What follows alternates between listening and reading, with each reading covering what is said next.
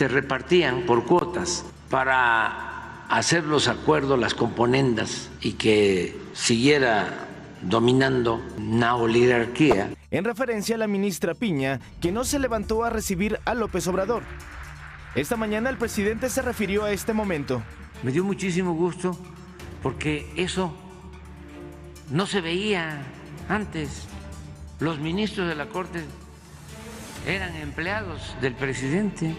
Esta gráfica, que es la que identifica cuáles son los resultados de esta potencial ministra el día de hoy como magistrada del Tribunal de Circuito. Y la pregunta que le hice yo fue, dígame por qué, a la luz del texto constitucional, usted destaca por la eficiencia. Porque esta mujer, que hoy está a punto de votar, que merece todo mi respeto, pero no merece mi voto porque representa el último lugar en desempeño de todas las magistradas de circuito, por lo menos en esta tabla, que es la que saca el Poder Judicial. Se publicó una nota de Salvador Frausto en la que dio detalles de una cena organizada por la ministra presidenta de la Corte, Norma Piña, con 3 magistrados del Tribunal Electoral, Mónica Soto, Felipe de la Mata y Felipe Fuentes, a la que además asistió el presidente nacional del PRI, Alejandro Moreno, y en la que estuvo invitado Santiago Krill, pero no llegó.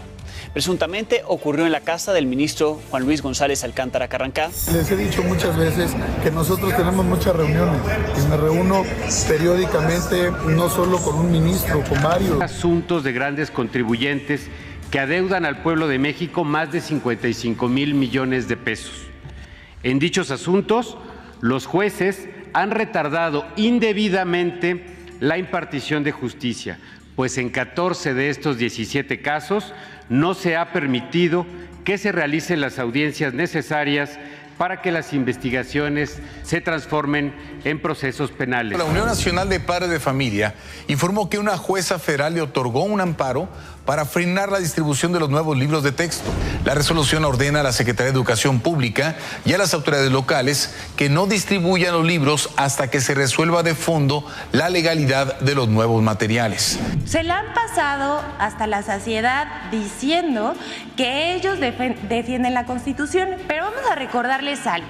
La Constitución dice que nadie, ningún servidor público puede ganar más que el presidente. Y esto es ganar el triple que el presidente. ¿Qué les propongo a los integrantes del Poder Judicial? Un acuerdo que se destinen los 15,000 millones a apoyar a los damnificados de Acapulco. Sin embargo, el resto de los fideicomisos, que suman más de 6,000 millones de pesos y que están en NAFIN, dijo que no se iban a restituir porque supuestamente Nacional Financiera decía que hay amparos vigentes, como si la Constitución estuviera por debajo de estos amparos, y también recordando que estos amparos, muchos de ellos fueron promovidos por los propios jueces y magistrados. Se tiene registro de 193 determinaciones, casi 200 decisiones de órganos jurisdiccionales que favorecieron o pretendieron beneficiar a presuntos delincuentes con traslados, liberaciones y egresos definitivos. Al menos 500 jueces y magistrados de todo el país tienen trabajando en tribunales y juzgados a esposas, hijos, papás, sobrinos, tíos, cuñados y hasta suegras. Quise participar en esta histórica elección. Pero es el fin de una era, de un poder judicial que servía a unos cuantos. Hola, ¿cómo están? Saludamos como todos los jueves con muchísimo gusto a todas nuestras compañeras, compañeros de Morena en todo el país. Pues tenemos una mesa de primera hoy en La Morenista, en este podcast de la transformación, porque estamos a unos días de que inicie este proceso histórico con una nueva Corte, una nueva Suprema Corte de Justicia de la Nación, electa directamente por el pueblo. Y para hablar de esto tenemos a invitadas que conocen perfectamente. Está con nosotros Arturo Saldívar.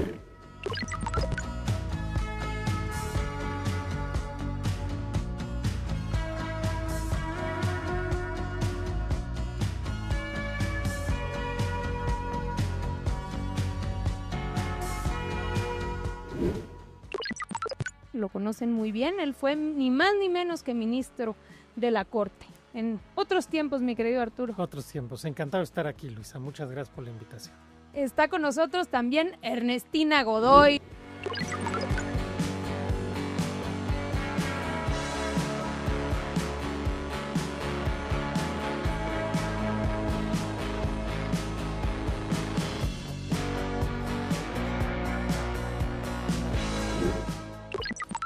Y los morenistas la conocemos perfectamente, a nuestra compañera queridísima Ernestina. Bienvenida a La Moreniza. Aquí estoy todavía. Buenas tardes a todos, a todas. Y está con nosotros Esteban Martínez también.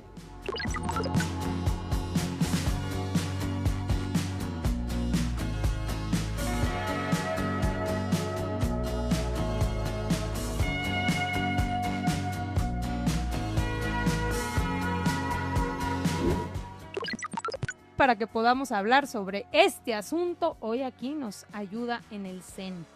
Un gusto estar aquí con ustedes, gracias. A ver, pues iniciemos esta charla.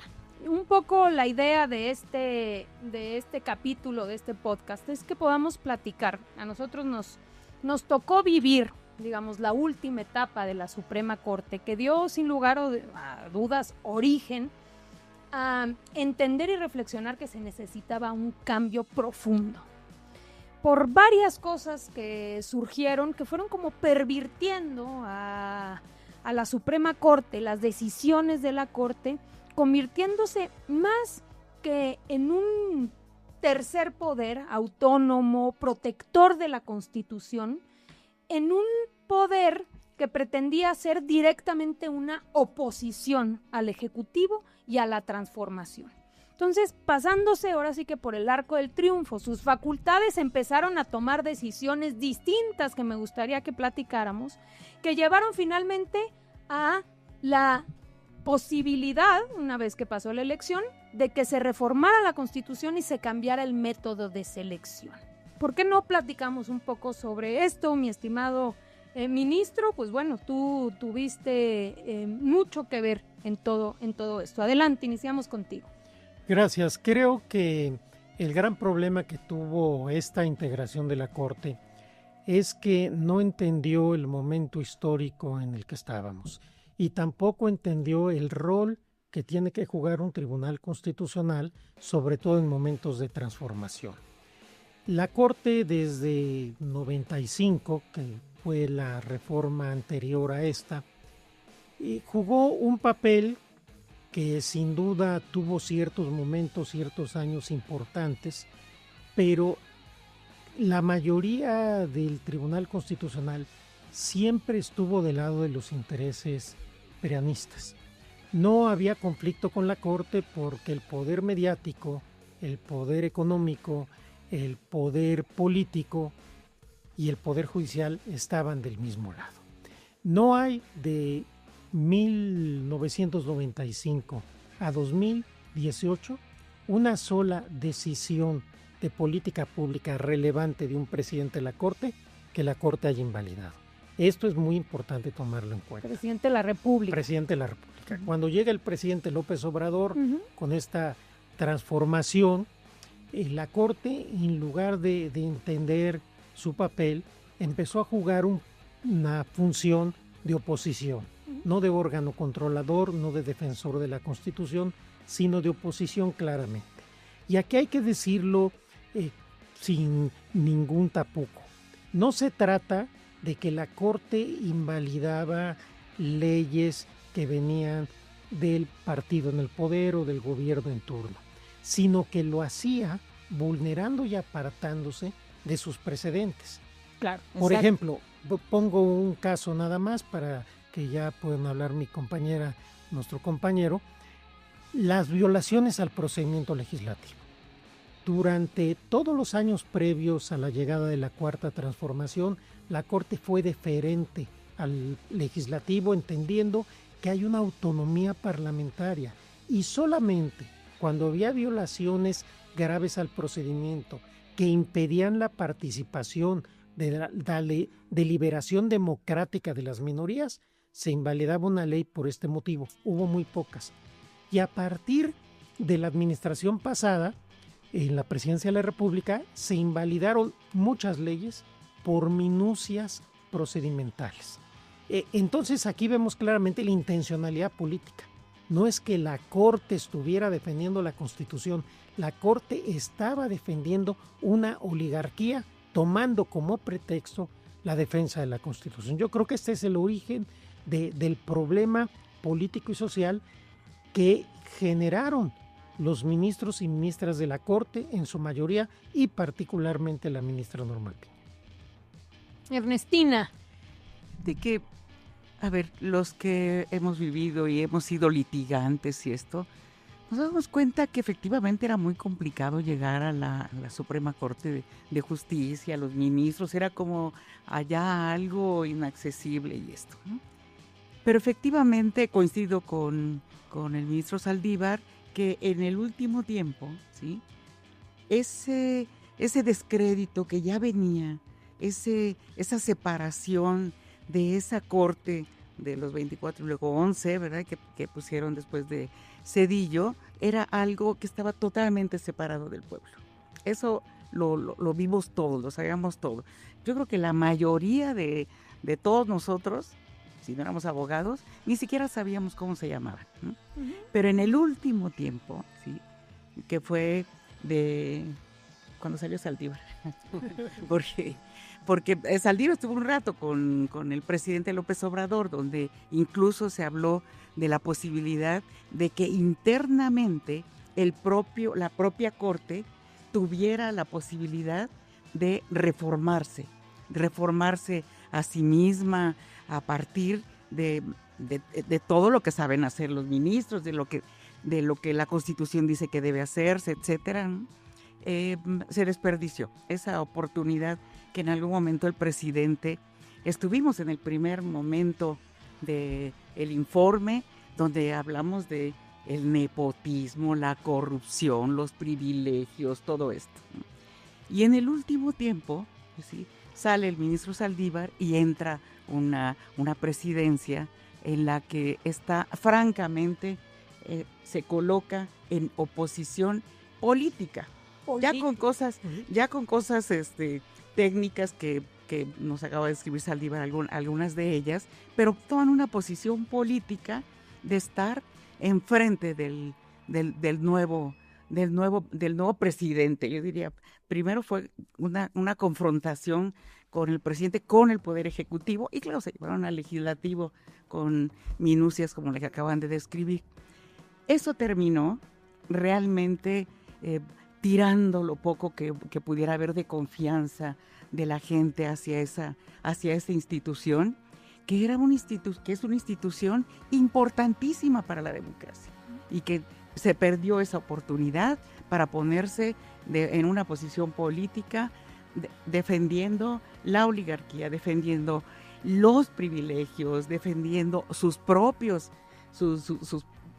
sueldos, por ejemplo, sus propios privilegios, que ya también mucho se ha hablado de ellos. Lenia nos desnudó ahí todo lo que tenían, y que sin ningún pudor y sin ningún rigor profesional, sin ningún rigor jurídico, ¿sí?, emitieron resoluciones que ya sabíamos, muchos ya nada más veíamos ahora qué recurso qué argumento van a tener, porque claro que van a echar abajo la reforma eléctrica.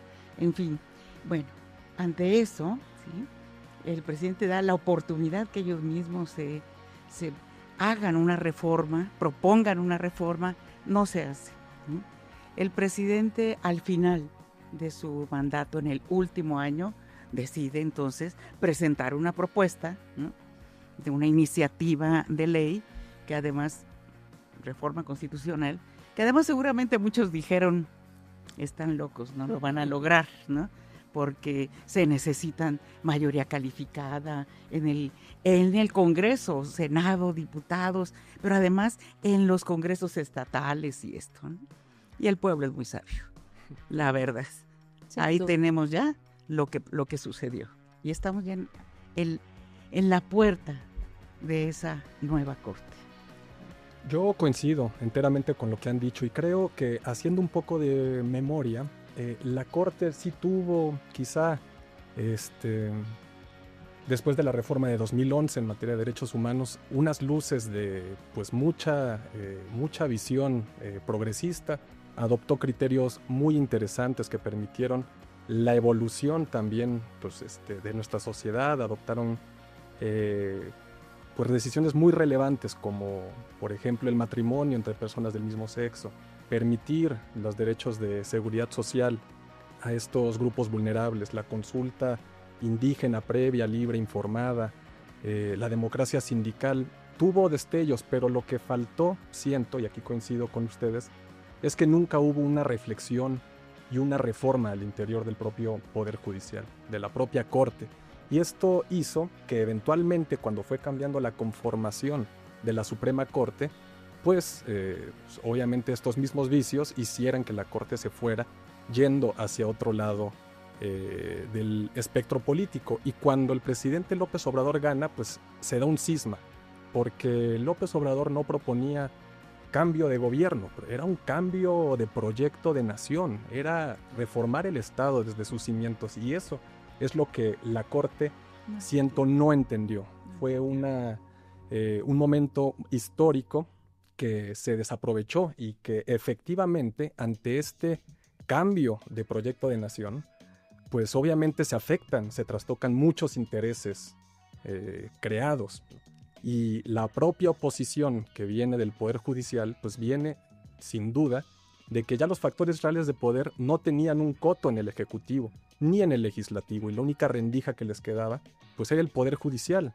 Y en este aspecto, pues sin duda nos lleva pues a esta situación de tensión en donde el presidente López Obrador estaba proponiendo un cambio en el modelo eléctrico, un cambio en el modelo de seguridad, un cambio en el modelo económico, social, de todo tipo, y aquí tenemos un Poder Judicial y una Corte que representa los factores de poder en contra de este proyecto de nación. Finalmente, pues el pueblo es sabio, ¿no? Y a pesar de toda la confrontación que hubo por parte de la Suprema Corte a este proyecto de nación, finalmente el pueblo decide que la transformación continúe, que la presidenta Claudia Sheinbaum pues encabece esta continuidad y pues finalmente se logre una reforma profunda al Poder Judicial, algo que no hizo el Poder Judicial o la Suprema Corte en su momento. Tuvo que ser finalmente pues una decisión emanada del voto popular. Miren, creo que es muy importante como poner ejemplos, porque ayuda un poco a entender. Y a mí me gusta mucho uno que me tocó vivirlo cuando yo fui diputada federal, era la época del Pacto por México. Y era una época en la cual, la verdad, el proceso legislativo se lo pasaban por el arco del triunfo. O sea, te estoy hablando de que no existía ninguna consideración de nada, de que te pudieran pasar el dictamen con 5 días de anticipación, que hubiese debate. Nada. La reforma, simplemente la privatización de Pemex, o sea, toda la reforma educativa, la reforma fiscal, increíble. Ninguna de esas tuvo nada que ver con el proceso legislativo. Obviamente en su momento se presentaron las quejas conducentes ante la Corte diciendo pues debe haber una invalidez porque no se siguió con el procedimiento legislativo.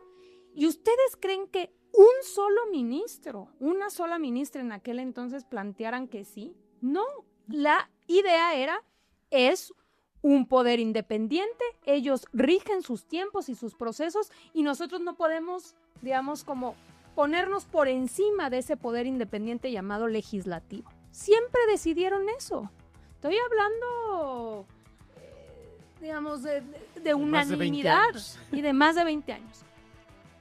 Después, muchos de los mismos ministros y ministras que en su momento habían planteado esto, llega la Cuarta Transformación y empiezan los de oposición, dado que son muy poquitos y no tienen la fuerza para oponerse a los cambios, empezar a meter acciones de inconstitucionalidad, controversias constitucionales, y encuentran una vía porque encuentran eco por parte de los ministros, que ahí sí, cambiando radicalmente de posición, empiezan a decir: aquí te faltó. Me acuerdo de cosas absurdas, que era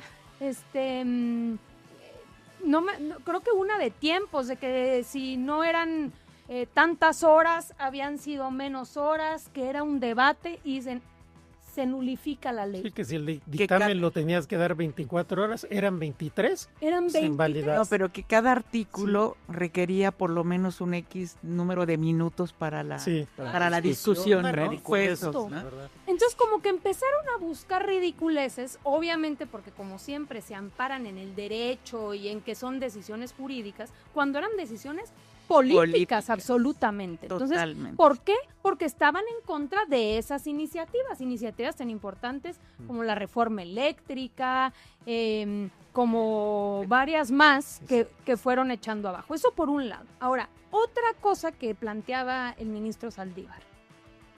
En realidad la Corte no era este órgano que se encargaba de meterse en la política pública de los presidentes, porque se supone que protegen la Carta Magna, la Constitución, y cada quien tiene sus facultades.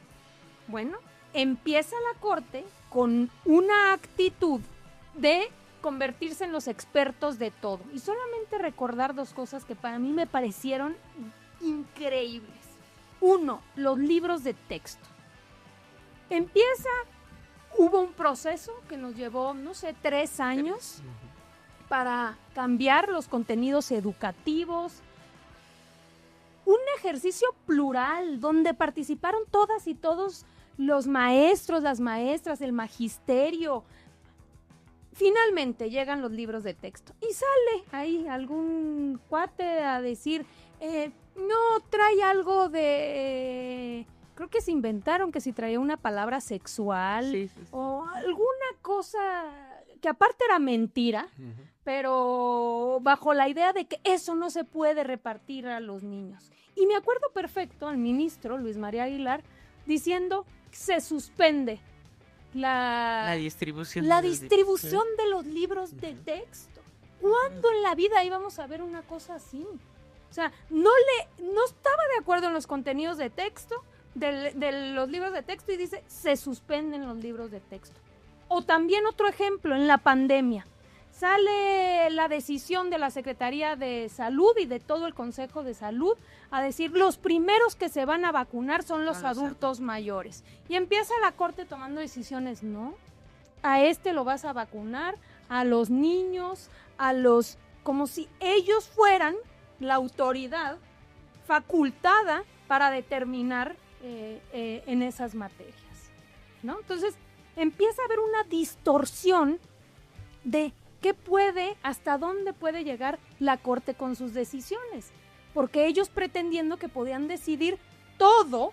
Era el suprapoder. El suprapoder, donde, y ya no me quiero ir a las obras. Suspensión de las obras más importantes, donde podían decir, podemos suspender el Tren Maya o el aeropuerto, o por qué no nos vamos a pensar suspender los programas, o sea, pensando que podían detener la transformación desde sus... Y además, hablando de suspensiones, Luisa, la ley reglamentaria del artículo 105, que ve las controversias y las acciones, tiene un texto expreso que no procede la suspensión. Durante todos los años previos a la llegada del presidente López Obrador, la Corte nunca otorgó una suspensión en acciones de inconstitucionalidad o en controversias constitucionales con motivo de normas generales. La primera que otorgan, violando todos los precedentes, ¿en qué caso creen que es? En la ley que establecía la disminución de los salarios de los servidores públicos. Ah, claro, esa fue una, sí. Claro. Sí. Y a partir de ahí suspendieron todo, absolutamente todo.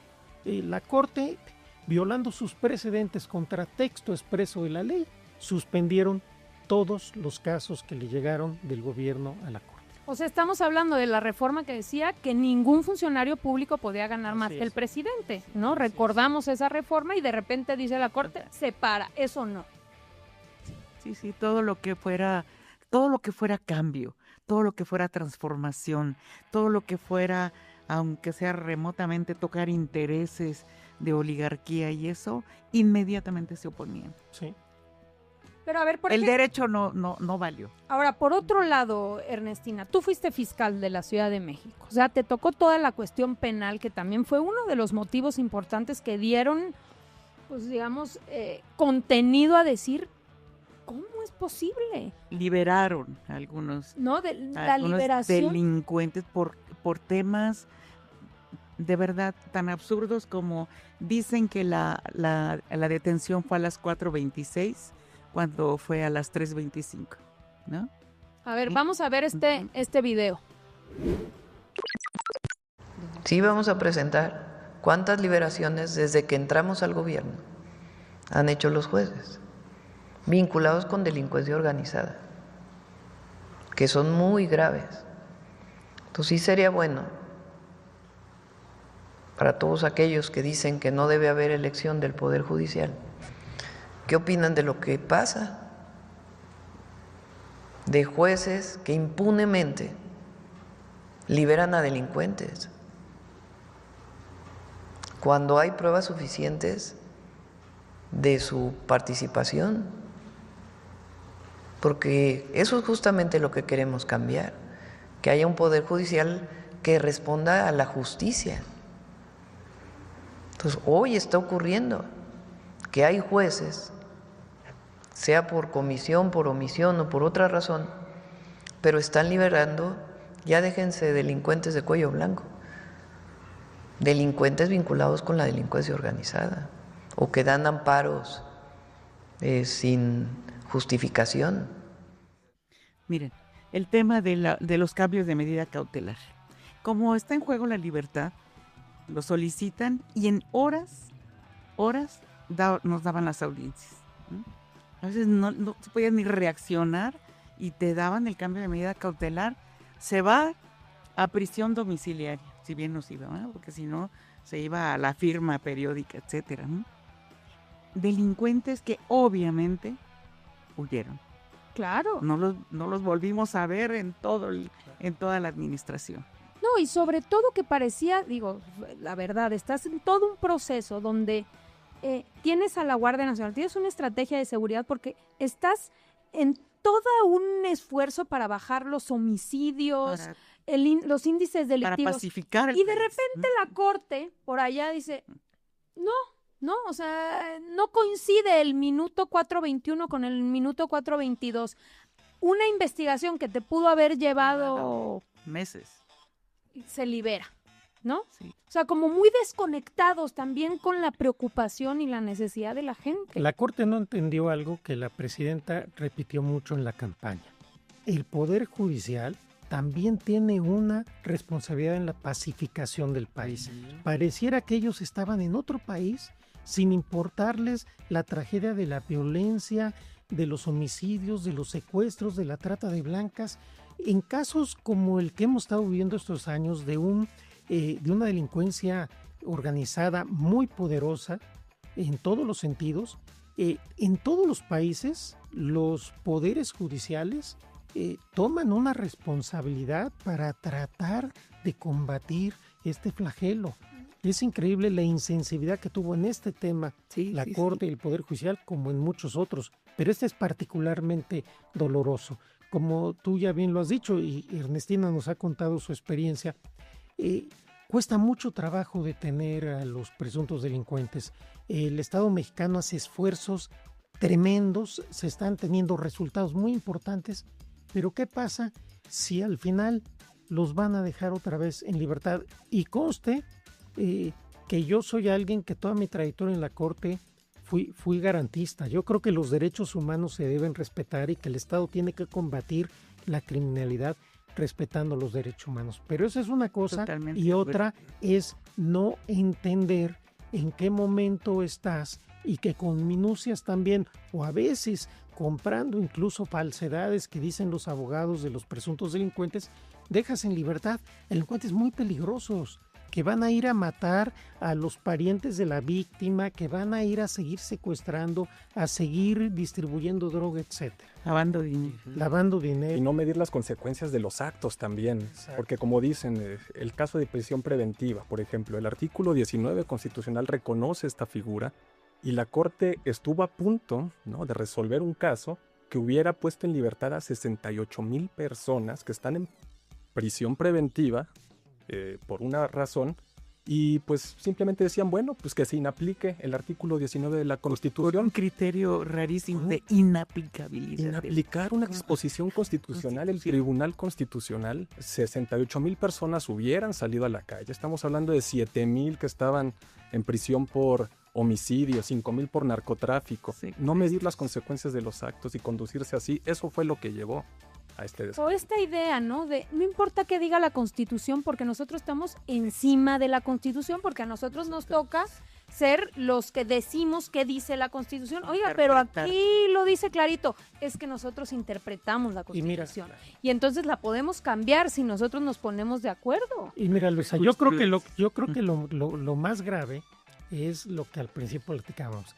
Si la Corte siempre hubiera interpretado así la Constitución, claro, eso es. Pero no es verdad. Sí. A ver, sí hubo algunos de nosotros, y yo ahí sí asumo mi responsabilidad, que sí sostuvimos en algún momento que de acuerdo al paradigma de derechos humanos y al nuevo artículo 1 constitucional, se podía eventualmente inaplicar algún precepto a Constitución.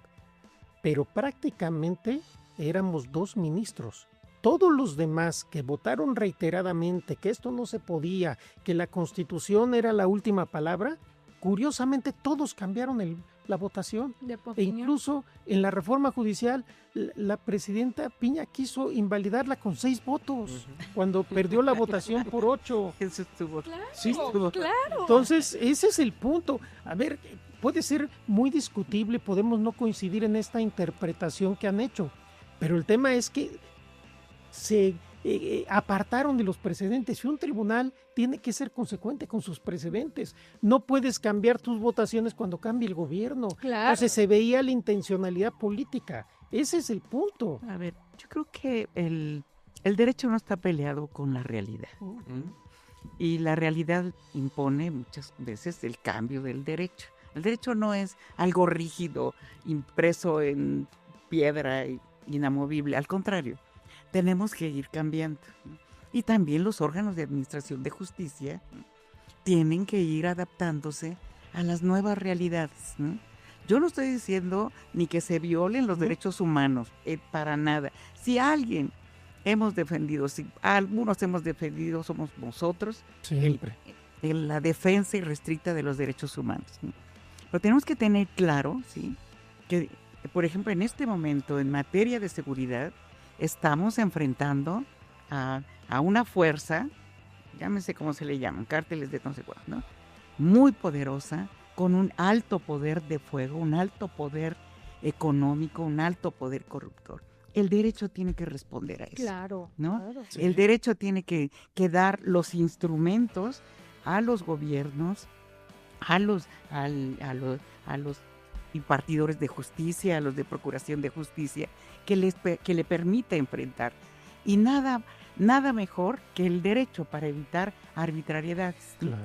Por eso, ahora llega la nueva Corte, pero tiene ahora un andamiaje jurídico que hemos tratado de construir que le permita tener esos instrumentos, no actuar de manera arbitraria, pero sí tener esos instrumentos para enfrentarse. He hablado solamente en materia de seguridad y de paz en el país, ¿no?, que le permite enfrentar con inteligencia, ¿no?, con instrumentos clarísimos para las investigaciones, con cuerpos policíacos profesionalizados, con supervisiones dentro de los cuerpos policíacos, desde los municipales, ¿no? Desde los municipales. Entonces me parece que también eso lo tenemos que tener muy claro todos. El derecho tiene que ir buscando siempre la manera de que se asuman esos problemas que se van presentando. Sin duda, pero curiosamente, en el sexenio Felipe Calderón, cuando más derechos humanos se violaban con esta absurda guerra al narco, los jueces las avalaban todas. Exacto. Claro. Entonces, es que venimos de tiene esa que ser contradicción todo. permanente. Tiene que ser de una manera integral. Y ahora que me consta cuando era ministro, me consta ahora que estoy con la presidenta, que hay un mandato de respeto a los derechos humanos, muchos jueces están simplemente buscando minucias y la Corte avalando con sus jurisprudencias, esta Corte que ya se va, todas estas cuestiones que se hacían. Por supuesto que el derecho tiene que ser motor del cambio social y de la transformación, no un obstáculo al cambio social. Yo coincido con... Y creo que es lo que se ha hecho desde que el presidente presentó estas iniciativas para reformar la Constitución, es armar un nuevo derecho constitucional mexicano. Claro, repensar. Es repensar todo esto, ¿no? Que afortunadamente el pueblo, yo insisto, el pueblo, así mi amor al pueblo, porque de verdad con una claridad dijo, vamos a dar todo lo que se necesita para que se transforme. Es un constitucionalismo transformador. Es un nuevo constitucional. ¿No? A ver, Esteban, nomás recordar dos cosas más que no quiero que pasen desapercibidas y tener la oportunidad de comentarlas. Nos tocó, Esteban trabajaba con nosotros en la Secretaría de Gobernación. Y había como dos elementos adicionales que en algún momento, estando nosotros en la Secretaría de Gobernación, nos pide el presidente que vayamos a comentar con la ministra Norma Piña. Uno tenía que ver con que respetaran la Constitución y se bajaran los sueldos. Entonces, literalmente fuimos a decir, o sea, debe haber una... ¿Qué está pasando? Pongan el ejemplo de respeto a la Constitución. ¿Cómo es posible que hay una ley expresa en la Constitución que dice que nadie puede ganar más que el presidente y ustedes interpreten eso como que no les aplica? O sea, no pueden ustedes estar ganando 400,000 pesos mensuales. ¿Cómo podemos transitar a que se cumpla eso? Por un lado. Y el otro, recordarás, fueron los fideicomisos. Se ubica en el país, cuando llega el presidente López Obrador, un montón de fideicomisos en todos lados. Y se determina que deben cancelarse estos fideicomisos y que todo ese recurso que es del pueblo de México debe regresarse a la tesorería para repartirse en programas sociales, en políticas públicas. Y la Corte dice, los míos no. Uh-huh. El presidente nos manda con una propuesta para decirle, recordarán, era lo de Acapulco, uh-huh, que el fideicomiso de 20,000 millones de pesos que tenía la Corte se pusiera a disposición para todo lo del huracán Otis. A ver, recordar eso. No, claro, lo de los fideicomisos fue especialmente revelador, ¿no? Porque se salen de la lógica de cualquier órgano de gobierno en donde uno ejerce su presupuesto y al final del ejercicio, si tiene remanentes, los regresa a la tesorería. No, la Corte se los quedaba, hacía un guardadito y llegó a tener 16,000 millones de pesos, poco más, en guardaditos, ¿no? Pues esto era inaceptable. Ante una crisis como fue el huracán Otis, y en un ánimo también pues de establecer un diálogo, ¿no?, con la Corte, buscando pues también transitar con una reforma, ¿no?, en esta lógica de, bueno, ellos no quieren y se escudan en cuestiones como, bueno, es que este guardadito sirve para pues pagar ciertas contingencias a los trabajadores. Bueno, establezcamos un artículo transitorio que diga que se salvaguardan los derechos de los trabajadores, siempre en el ánimo pues de transitar. Pero esto finalmente no fue posible. Creo que a la fecha pues ya la TESOFE ya ha estado regularizando estos fideicomisos, ¿no? Ya reintegrándolos a la tesorería para usarlos a otras cosas, pero este ánimo completamente desdeñoso, ¿no? Escudándose en argumentos leguleyos, ¿no? Para no pues, cumplir una exigencia, no puedes tener guardaditos. Que le aplicaban no a ellos, a todos. Pero no solo eso, Luisa Torres, secretaria de Gobernación. La ministra Piña ofreció que iba a entregar los fideicomisos, mandó una carta y engañó al presidente. Pretendió chamaquearse al presidente. Decía, sí, lo vamos a utilizar para... Y luego al ratito, no es sé que hay suspensión, sí, seguro se le enojaron. La regañaron. Claro. Suspensión, ¿sí? Fíjense que enredo, que finalmente se quedaron con los salarios y con los fideicomisos. Bueno, finalmente, digamos, viene... primero, antes que la elección, creo que es importante recordar que viene la propuesta constitucional que la presidenta Claudia Sheinbaum Pardo retoma dentro de su plan de gobierno, su propuesta de gobierno, y en todas las plazas públicas plantea que es necesario tener las 2/3 partes en el Congreso para poder hacer una reforma constitucional y cambiar de fondo y de raíz al Poder Judicial y a una nueva Suprema Corte de Justicia de la Nación. Algo interesante, porque casi siempre se vota en la lógica del Ejecutivo, del presidente, del gobernador o gobernadora, del presidente municipal. Lo legislativo siempre es así, ¿no? No quedaba tan claro. Y ahora como que se pone en evidencia la necesidad de que se necesitaban las 2/3 partes. Bueno, como decía Ernestina, se apostó a que no iban a haber 2/3 partes. Finalmente llega la votación histórica del 2024, 36 millones de votos a la presidenta, dan la confianza para las 2/3 partes, viene la reforma constitucional y viene una elección. Por primera vez elegimos a los ministros y ministras de la Corte, Ernestina. ¿Quién viene?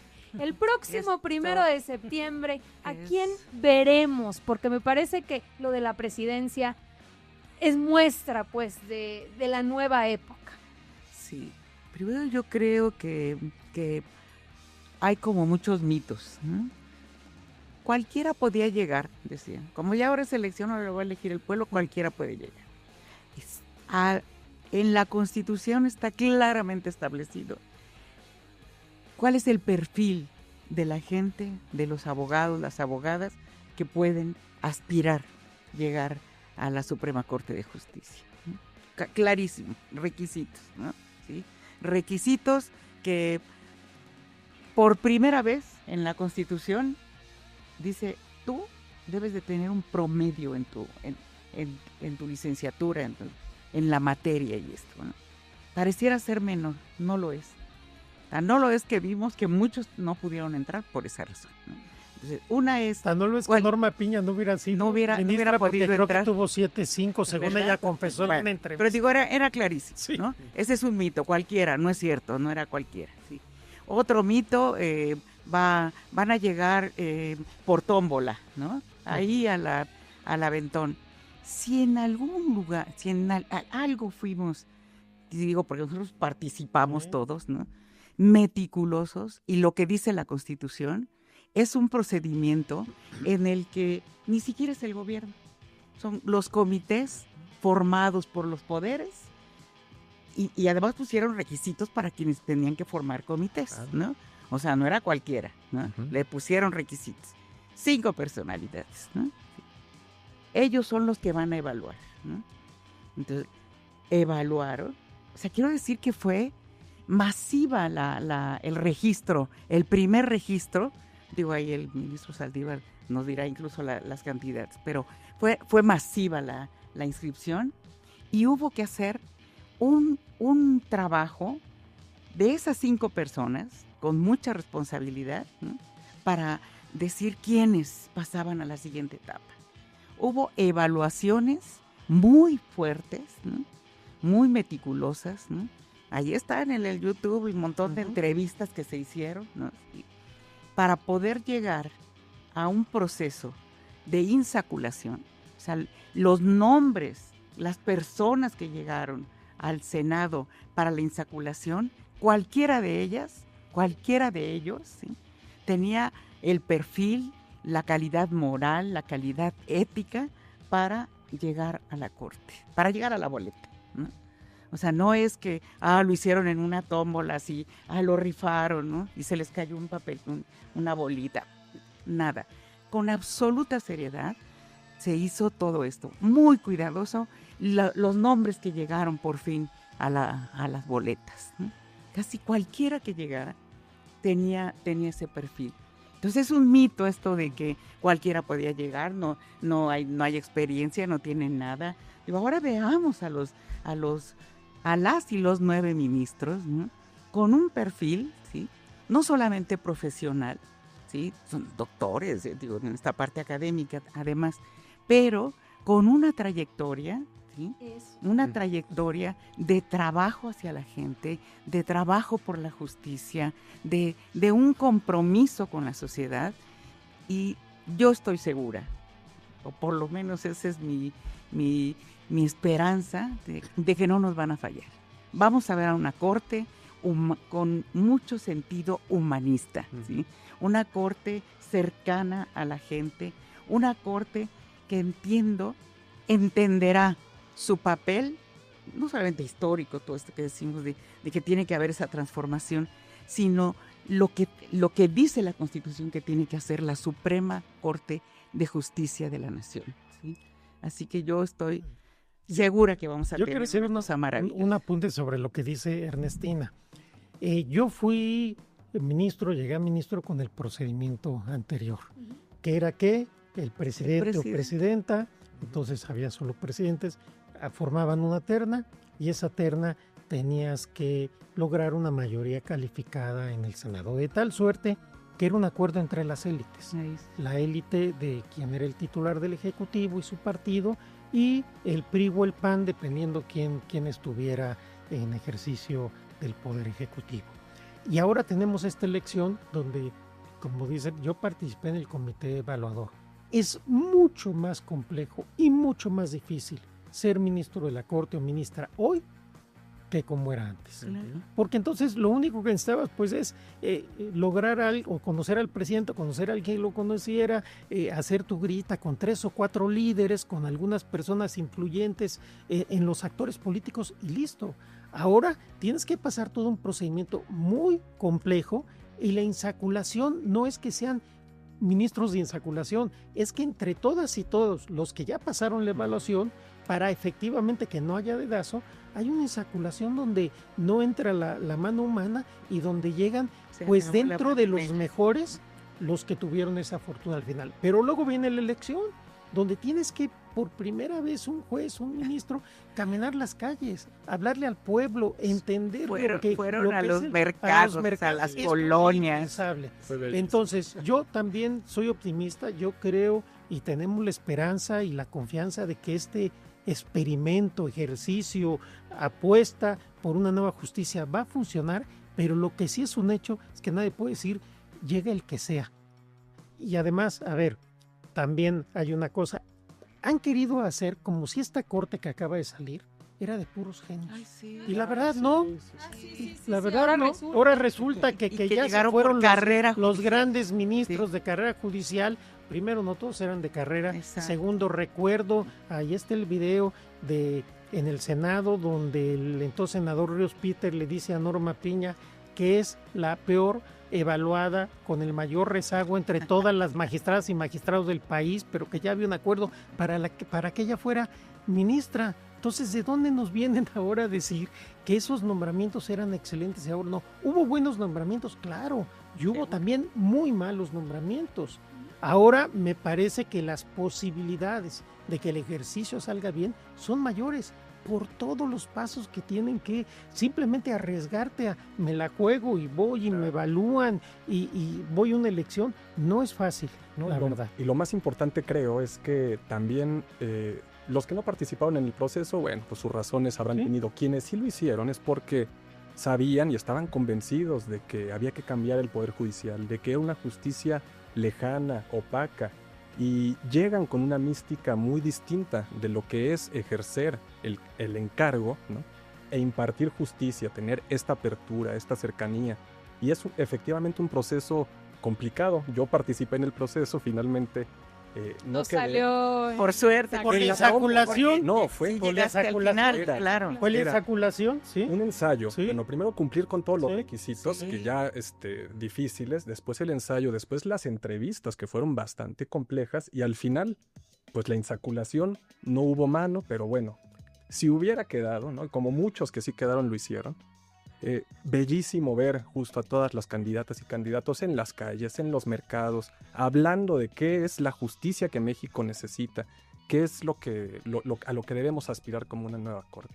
Y algo bien interesante, considero yo, es la independencia, la autonomía, la fortaleza que le puede dar a este poder judicial. Porque a diferencia de lo que dicen, ¿no? O sea, que resulta muy absurdo, es como, es que la presidenta o el ejecutivo quiere controlar a la corte. A ver, si la presidenta hubiese querido, sigue con el mismo procedimiento y le tocaba cambiar a 3 ministros. O 4. ¿No? O 4. O hacemos una reforma donde ella, como lo hizo Zedillo, ponga a todos. Entonces, hubiese sido tan sencillo como, exacto, hacer una reforma para que pusiera a todos, como lo hizo Zedillo, o simplemente seguir con el procedimiento como era, le tocaba cambiar a 4 ministras y ministros, y en todo caso, pues eso tienes ya la mayoría en la corte, y ahora sí que te la deben a ti.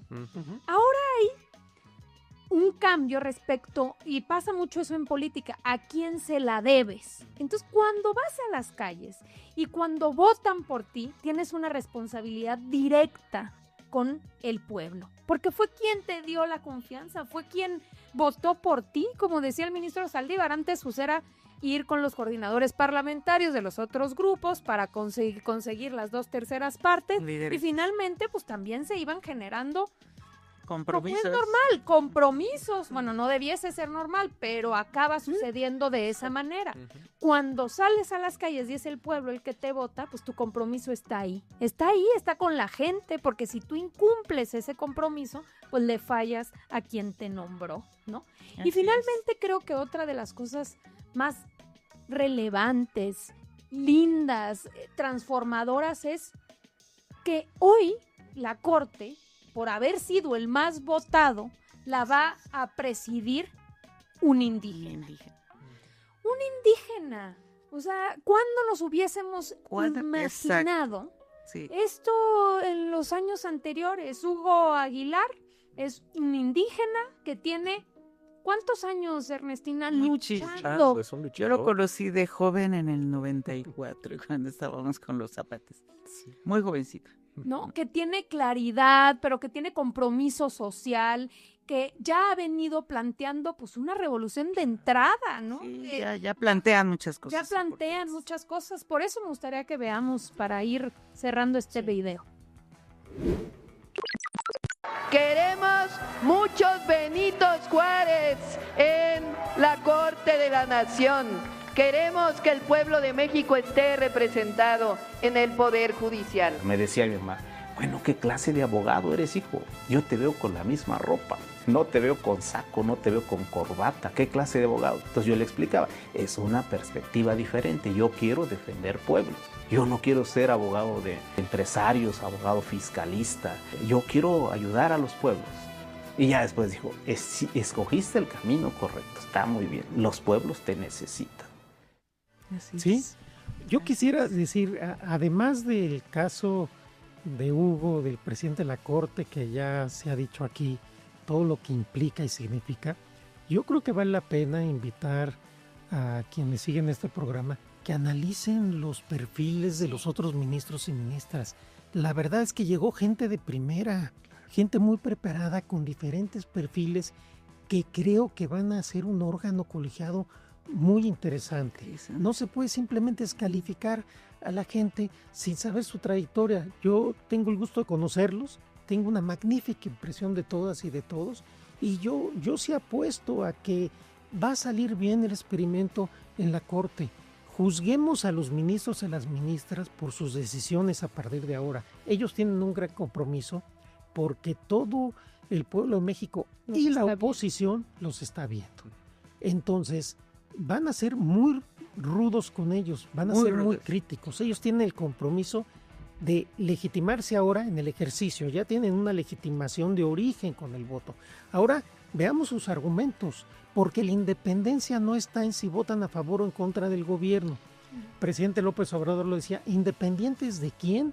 Del poder, de los poderes fácticos, de los poderes mediáticos, de los partidos de oposición. Bueno, no se nos puede olvidar que guardaron en un cajón. ¿Cuánto? ¿No? Un expediente, sí. ¿Cuántos meses? Y también Luis María Aguilar, curiosamente.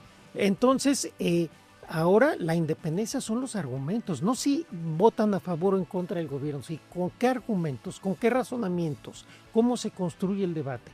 Eso es lo que tenemos que checar. Sí. Ese es el punto, y yo creo que ellos están muy conscientes de la responsabilidad histórica ante el pueblo y la transformación que tienen.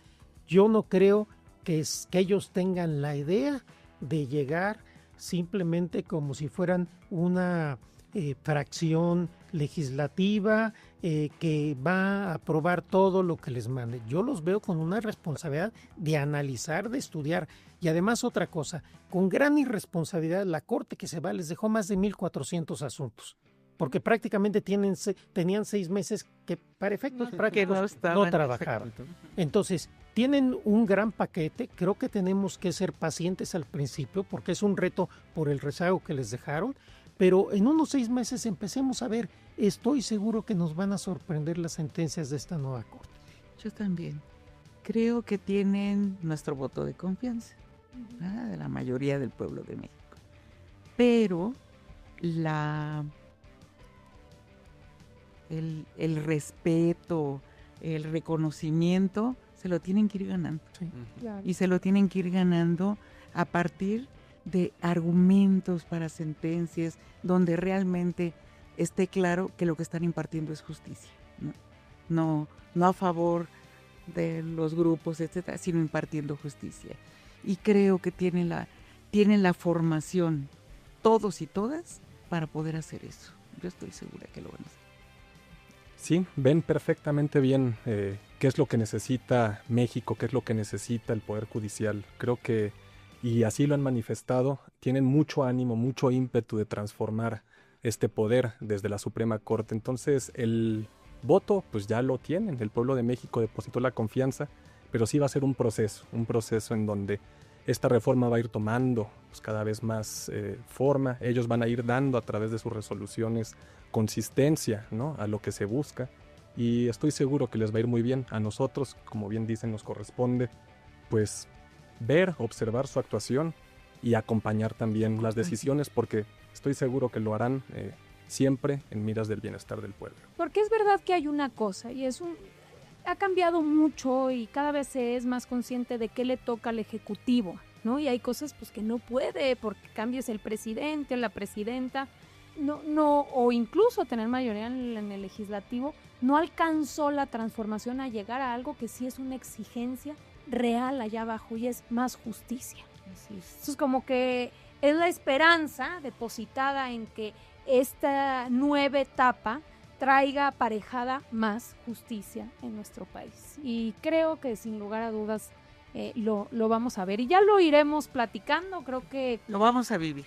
Lo vamos a vivir. Sin lugar a dudas, ya el simple hecho de haber participado en la elección y haber, por primera vez en la historia de este país, cada una y uno de nosotros, haber participado en quiénes son los ministros, es ya de entrada un proceso muy democrático. Aquí vamos cerrando con este último video que les presentamos. Sí tengo una, pero imaginaria. Tengo un perfil. Quiero que sea una persona honesta, que aplique el Estado de Derecho con dimensión social y que tome siempre en consideración, más que lo particular en cuanto a intereses empresariales, el interés público, el interés de los mexicanos, y que no haya violación a derechos humanos, que no haya corrupción, que no haya amiguismo, influyentismo al interior del Poder Judicial, que no se deje en libertad a quienes tienen mucho poder porque pertenecen a la delincuencia organizada o a la delincuencia de cuello blanco.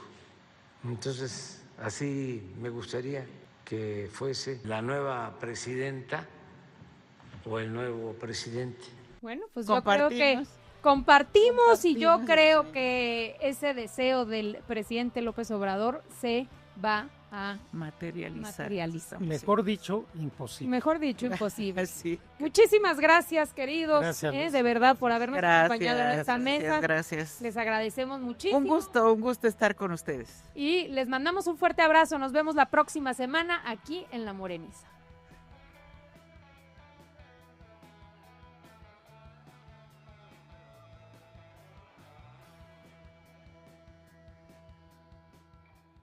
Morena,